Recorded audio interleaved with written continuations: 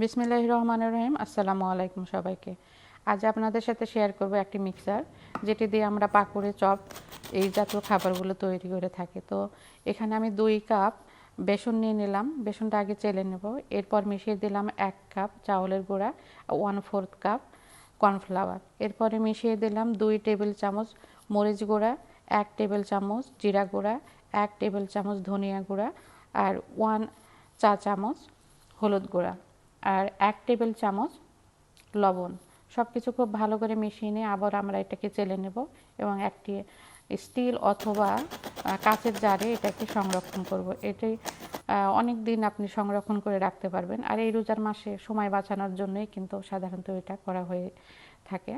তো এরপরে আমরা যখন ব্যাটার তৈরি করব, তখন 1 কাপ মিক্সচারের জন্য আমরা 1/4 চা চামচ বেকিং পাউডার ব্যবহার করব। ভিডিওতে আমি সব কিছু দিয়ে রাখছি, আপনারা দেখে নেবেন আর কেমন হলো জানাবেন।